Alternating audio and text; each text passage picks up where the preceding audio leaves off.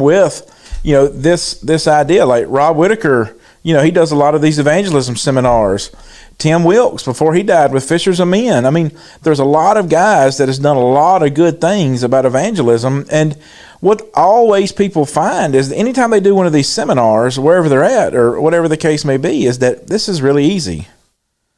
This is really easy. And so they do this seminar, and they do it just because they're trying to equip somebody, to give them this method, this way. You're saying they realize that it's real easy? The people that are taking it in. Oh, yeah. The people that are learning it. Because what happens is we think about it as another program. Mm-hmm. So we'll appoint a deacon over evangelism. Right, that's kind of like the guy that's over the bus. Yeah, right. like if something happens to the bus, then he's in charge of it. He's in charge of it, right? But nobody else better touch the bus. Yeah, exactly right. Well, evangelism, right? I mean, if evangelism is boiled down to a department, then what we rely on is somebody to tell me what to do and when to do it and how to do it and all this and that and the other. Just like the bus, the bus is broke. All right, well, somebody's got to go get the transmission fixed. Somebody's got to whatever, right?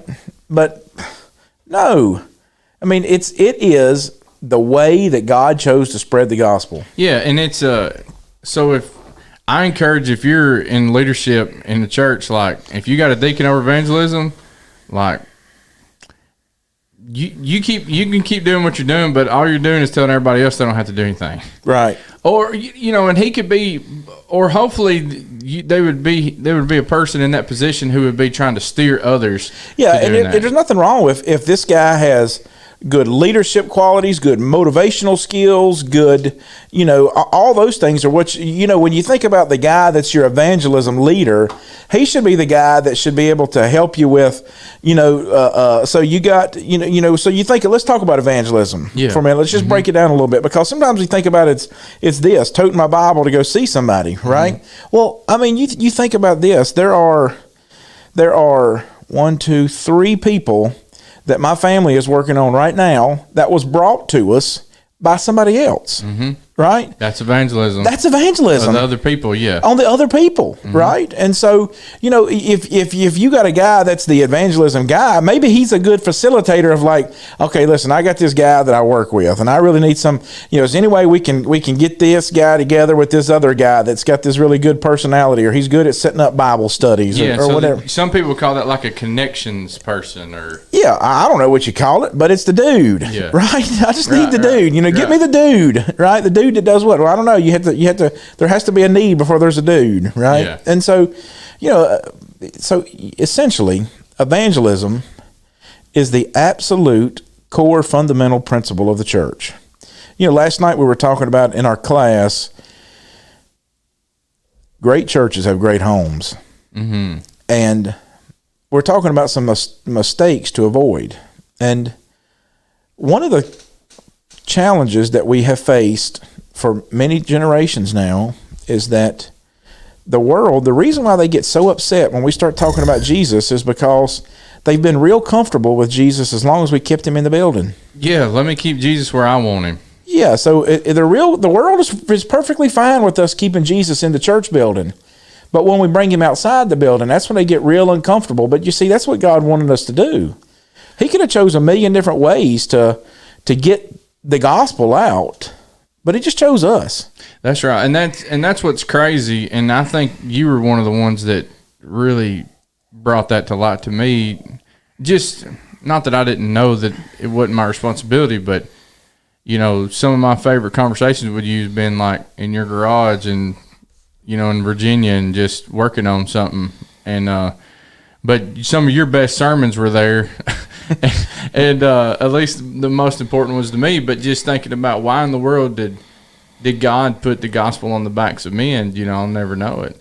But that's the neat thing is Jesus came to be not only the Son of God, but the Son of Man, and he could relate with everyone. And so he can relate with our weaknesses, but also there's a God, the all powerful, infinite, everlasting, omnipresent God said, I'm gonna let you do this.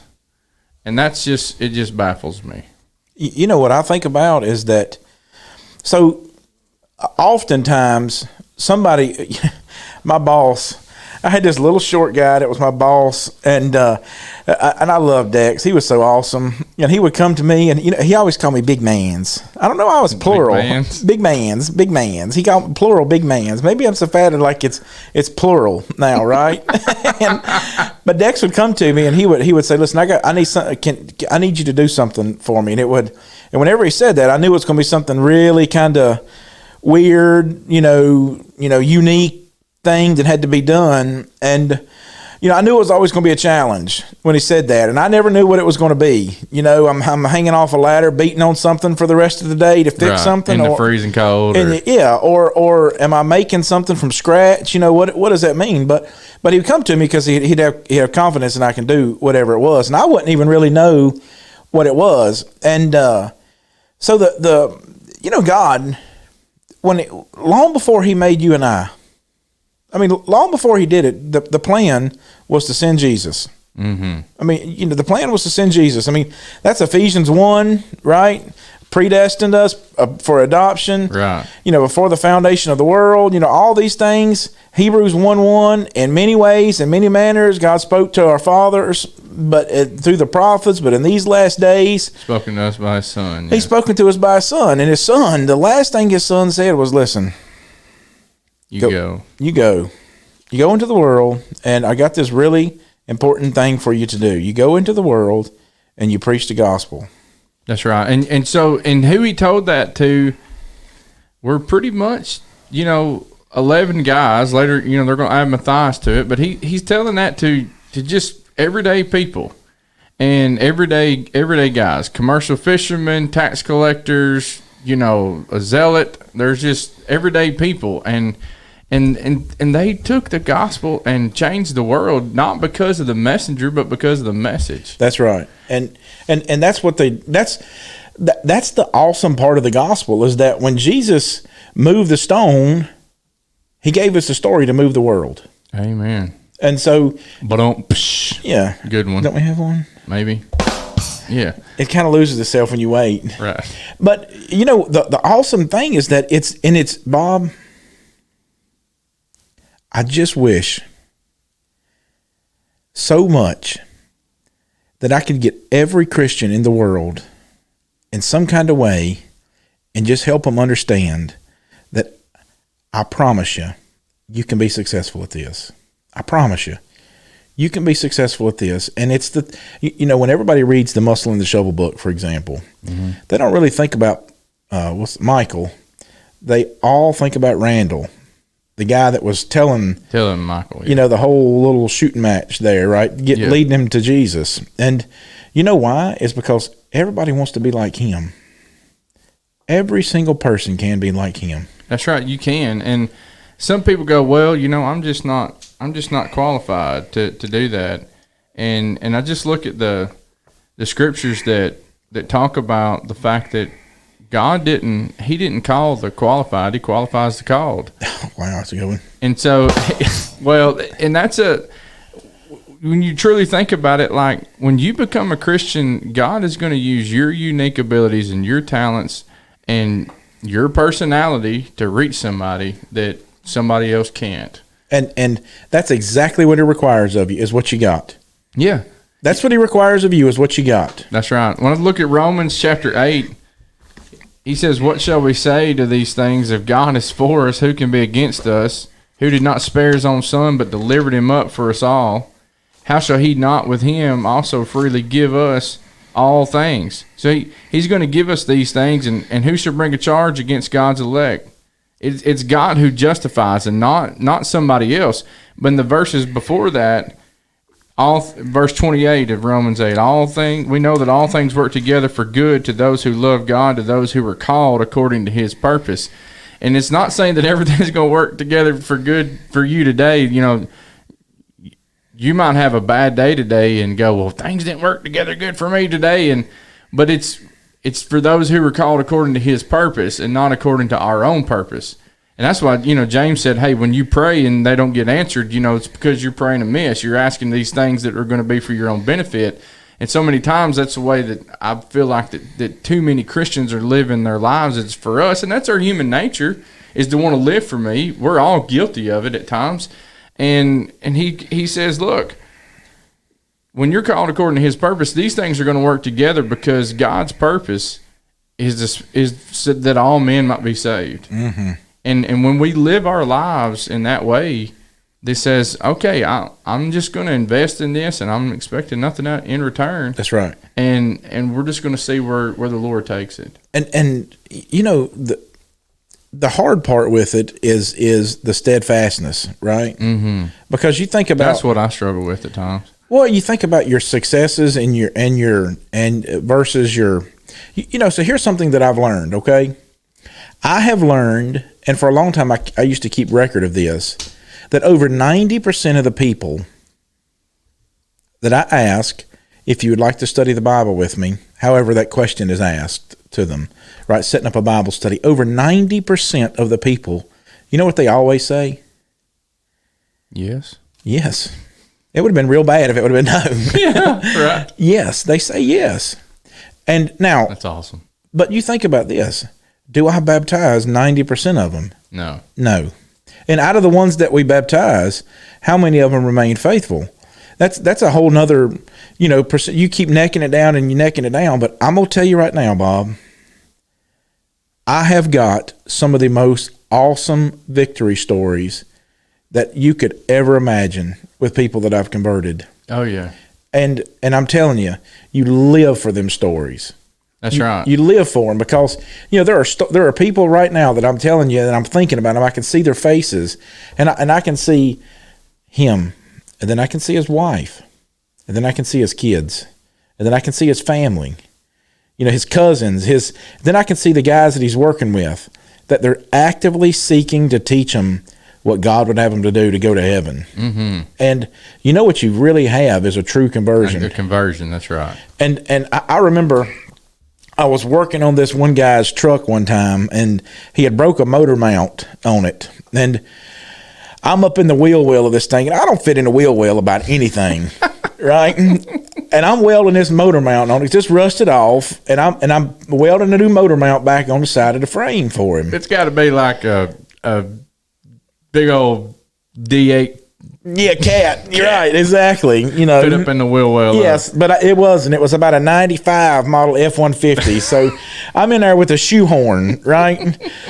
And it's grease everywhere. It keeps catching on fire, you know, because it's just grease and oil and everything. And so I'm sitting there with you're welding? Yeah, I'm welding a motor mount back on it. Or it's either welding one, or maybe at this point cutting the old one off with the torch. I can't remember what I was doing. But anyways, I had to weld one back on. Yeah. And so I remember him and I are sitting there underneath this thing, and I'm welding this thing back on for him, and I'm thinking, like, well, this would be a good time, you know, to have that spiritual checkup, right? You know, how things are going for you. And, you know, so I asked him, I said, how's things are going for, you know, how's things, you know, in your life since you've become a Christian? And I remember that we were squatting down.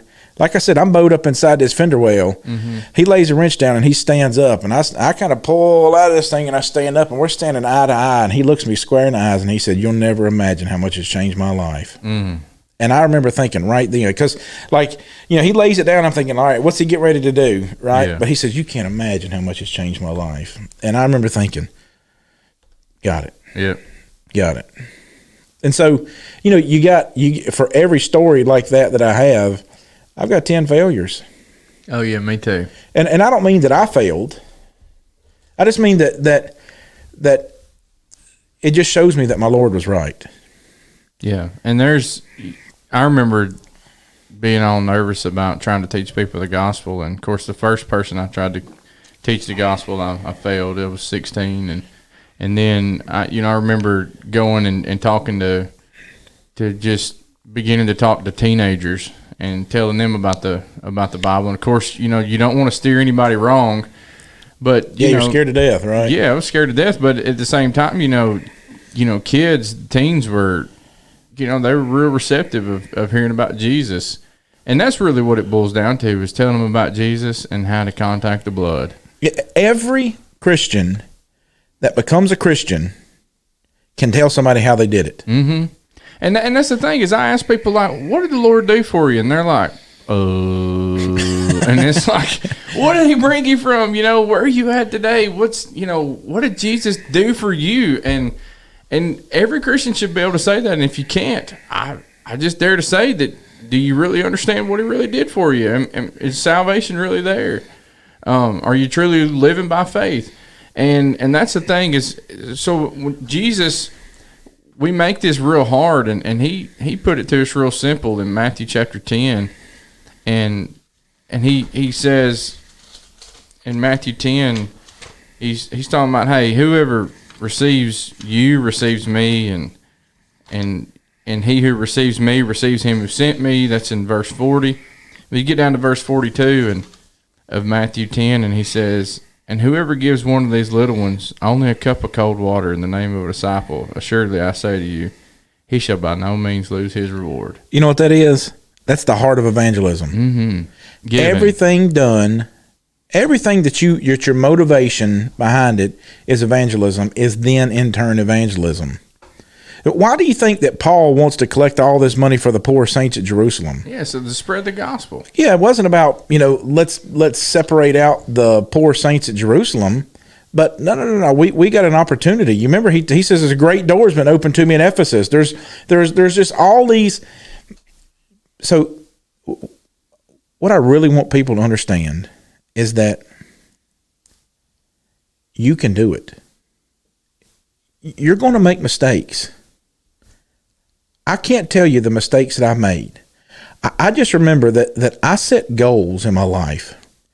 That what I did was, when I really buckled down, I got back from my first mission trip, and I remember calling my wife in El Salvador in this little hotel thing, and I'm telling her, like, we're going to make some changes when we get home. And she asked me, like, what do you mean? And I remember telling her, I don't really know.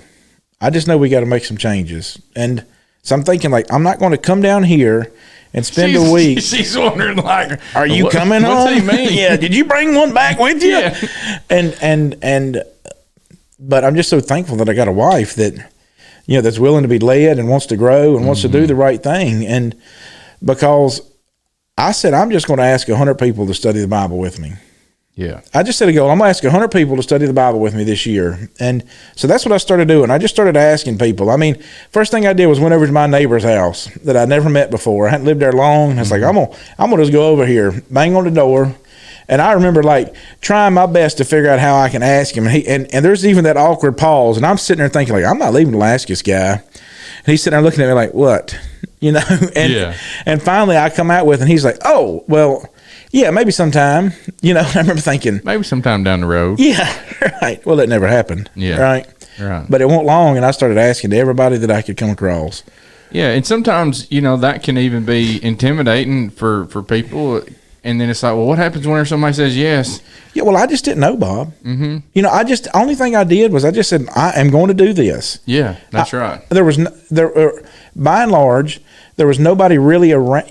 Like we say things like, I hear it said, and I know it's with good intentions and really honest motive behind it. They'll say, like, when we start talking about evangelism, don't forget the people that you work with. Don't forget the people at the bank that you see all the time, or the grocery store, or whatever. And I've heard people say that forever, those type of things. Mm-hmm. But I had never seen anybody convert one of those people. Right. You see what I'm saying? Oh, yeah, absolutely. And so, like, I just remember thinking, like, okay, there's a disconnect, some kind of way, some kind of where. And so I said, I'm just going to start doing that. Yeah. I'm going to start asking those people. And I did. And I remember the first guy that I baptized after I made this. Now, I had some studies before with some folks, and, we had baptized a couple people, but it wasn't the focus of my life, right? And the first guy that I did, his car was broke down on the side of the road. So I stopped and pulled over, helped him fix his car, and his alternator went out. Well, I have my jump box with me, and it had just enough charge where I could hook my jump box to it, and he could drive his car home with the hood duct taped down and my jump box underneath it, running the car. And I set up a study with him, and I remember us studying on my back porch at 11:30, 12 o'clock at night, because we were both working second shift, and he worked some other place in town. And it was about 1:30 one morning I baptized him. Mm-hmm. And I remember he was one of the 100, but he won't but about number 12. Yeah. And so I don't know what the percentages are of it, but I know this, that I thought I was going to run out of year before I run out of 100. Really what happened was I run out of season before I run out of 100. Mm-hmm. Because it wasn't long when I try to caution people with this, because you've heard me say this before, but if we forget that the world is lost, we're real close to rejoining them. That's right. Because God, that's why he says, don't say that the fields are, that the harvest is coming, that we'll have time, or let's kick the can down the road. He says, look up your eyes and see that the fields are white to harvest. What he expects you to do then is just figure out how to do it. Yeah. You know what I'm in need of right now? What, coffee? No. Lithium grease. So I was I got some. Yeah, so I'm trying to replace this this gear and sprocket on my garage door opener, and it was what happened was the plastic. In fact, when I first saw it, I was like, I wonder if Chris can 3D print one of these things, but it's like $23, and I get the whole new set and 3 bolts. You take it out and put it back in. I got to take the chain off, anyways. But it didn't come with a kit. Some of these things come with a kit with a little tube of little pack of lithium grease, like a ketchup pack type. Yeah, and so of course it's like you can't use regular grease or whatever, and because it would attract dust or whatever. Mm-hmm. And I'm learning some of them things, but so I was like, well, okay, I got to go to the store. But I thought, you know what? I wonder which one of my neighbors has got some lithium grease. And I said, and I had one in mind. So my wife's been so good about over the last couple of years, just whether it's Christmas time or whenever, just kind of baking goods and taking to our neighbors. And she fattened me up, and she's gonna try to fatten them up. But it's a way to. She's doing it with intentions of evangelism to open that door. And so I've got a neighbor that's he's wild about cars, and so I thought he might have some. And I've been looking for an opportunity to so I thought, well, you know what? I'm gonna see if I can depend on him for something, and then maybe one day he can depend on me for something. So I went to him, he's like, hey, let's go check or whatever. And he's a retired military guy. And so I'm over there, and of course, what do you think we talked about? Lithium grease? We talked about lithium grease and cars and everything, but eventually just a couple seeds got planted about Jesus, and no big deal. I didn't say, hey, can we have a Bible study or whatever, but just starting that relationship. And that's the goal I want him to go to heaven. I don't want grease from him. That's right. And so what happens is people look at the way that other people are doing it, mm-hmm. and they say, I'm just not that kind of person. That's okay. That's right. Yeah. You're not. Right. I was saying something, I think it was last week, like my Jones hat that Brian give us, mm-hmm. I can get everything, but the last button is all I can get buttoned on it because my head's so fat. You know why? Because those things are supposed to be one size fits all. It fits most. It fits most, right? There may be some things that work for most, but that hat don't work for all, okay? I got one button, and it just kind of pivots on that one button now, right? I don't have enough two. If I put two on it, it makes my head hurt. So I have to put the one on, and then it wiggles together, right? Yeah. So I'm thinking about 3D printing me an extender for my hat, right? An extender. And you'll be able to find those on our website. Yeah, that's exactly the unscripted podcast. But no, seriously, what happens is people look at it and they think well, look at what that guy's doing. There's no way I can do that. Mm-hmm. I'm so happy with them. I'm going to send money their way, and money. The gospel needs to be spread. And it takes cash at times. Yeah, but I promise you, just as much as Courtney making food for the neighbors, Jessica's going to the park and pedal tonight with a lady who, I don't want to mention her name, but one of the people that we've been studying with. That's right, yeah. And their intentions, I know what your wife's intentions are. Yeah, their intentions are is just to continue to forge that relationship together. That's right. And so that when we sit back down with her and her husband again this week and study the Bible, their relationship is further cemented There's together. Another connection. There's a stronger connection, right? And so, it's like, you think about this stuff that we're, on Thursday nights, we're doing this thing with the kids, right?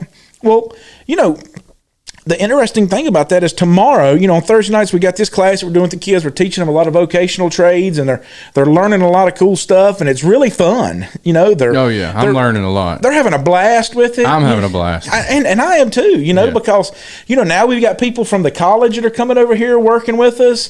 We've got some of the public schools that are actually sending us kids over to a church, right?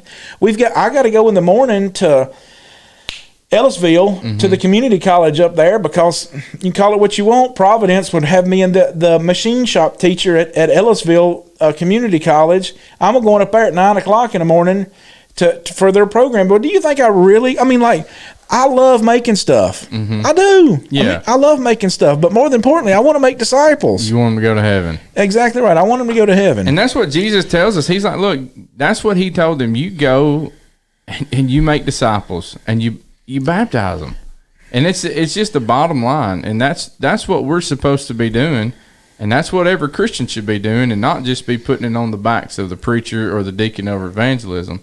That it's up to me and it's up to you, and both of us, we didn't go to some school of preaching. It was Hard knocks. Yeah, that's right, and we're just a couple of everyday guys, and if we can do it, we know that you can do it, and it was a neat thing, and I think I've told this story on the podcast before. But our we had a neighbor one time who'd come out of the denomination world. But I asked her, I said, well, what made you decide to become a Christian? And she said, you really want to know? I said, yeah. She said, chocolate upside down cake, and I was like, what? And these ladies had targeted her, and she moved in, and a member of the church came over and knocked on her door, and when she knocked on the door, she said, here's a chocolate upside down cake. But she said, me and some other ladies have a Bible study, and we'd love for you to come be a part of it. Well, they didn't have no Bible study. They was just her and some other ladies. They had this whole thing planned to where they were going to teach her the gospel. And so they didn't have a regular Bible study, but that was kind of their plan, was whenever you get new neighbors or you get a new opportunity, we'll just all come. And whatever day that it is during the week, as many of us as can come will come. Yeah, and so the awesome part about it is that chocolate cakes and greasy fingers and blisters, all those things get people to heaven. That's right. And so it's your cup of cold water. It's your cup of cold water. Exactly right. And so, I'm gonna sit down with these kids at the community college, and I get to work with them and hang out with them, and they tell me their stories about things, and listen, I was 19. Every one of them stories they heard, I'll just tell you this. They're not going to tell me nothing that's going to surprise me, right, for a lot of reasons. And so, what I want them to do, what we're trying to do, and what we're pray that we can be successful with, is that we can get them to heaven. And so, that's going to come through panning for gold. It's going to come through you got to sift through a lot of rocks and a lot of dirt to get that gold. But when you find it, it's worth it. That's right. I had a guy call me this week, Monday night. He was only an acquaintance that I'd had back with the sheriff's office. And he was a guy who would come around. He was old, retired Vietnam vet. And anyways, it's neat just how that God has continued to make these connections. And but I mean, he was just kind of an acquaintance for me, and he would sell things to our drug unit to help us out and things. And if you send somebody in to undercover to make a buy, he was a kind of guy who could put a camera in a key fob, or he could put a camera in a little handheld thing, or whatever it might be. And so, you know, a phone. Spy stuff. Yeah, spy stuff. So he would sell us spy stuff that was like now James Bond stuff. Yeah, so it was James Bond stuff then. Now you can get the stuff on Amazon for cheap, you know. Right, so, but that's how he made his living. Yeah, that's how he made his living. And so he was good at it, but he was just kind of an acquaintance, and he was a private investigator, and I just kind of... Here in Hattiesburg? I mean, no, up in Tennessee? In Tennessee. And so, like, I literally haven't talked to the guy in a couple of years, but then, like, one day, this has been like 2 years ago, like his name popped up on my phone, and I'd helped him with some surveillance and when he was doing some private investigation stuff, but his name popped up on my phone. I thought, what? And then he called me, and he's like, well, I didn't mean to call you, but we just got to chatting for just a minute, and he'd lost his son, and I prayed with him and different stuff like that. Well, he called me up the other night, and I thought he was calling the wrong number because he's did that in the last 6 months. Called the wrong Robert, and so I screened the first one. I was like, you know, I don't think he's trying to call me. Well, he called back the second time. I thought, well, I'm gonna answer it.